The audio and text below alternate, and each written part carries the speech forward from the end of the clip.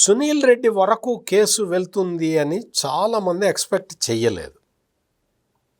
ఈ రోజున సునీల్ రెడ్డి తలుపుని తట్టారు. అంటే వాళ్ళ కంపెనీల్లో సోదాలు నిర్వహించారు.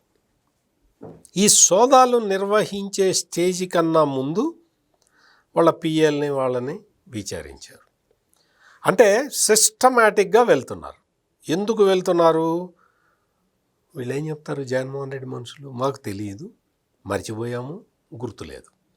ఈ 3 సమాధానాలే చెప్తారు. వాళ్ళ స్టాండర్డ్ ప్రొసీజర్ కోడ్ అది. ఎవరిని అరెస్ట్ చేసినా వాళ్ళు అదే చెప్తారు, మాకు తెలియదు, మాకు మర్చిపోయాము, మాకు గుర్తులేదు. మరి గుర్తులేని విషయాల్ని గుర్తు చేయాలి కదా, అదే కదా పోలీసుల బాధ్యత.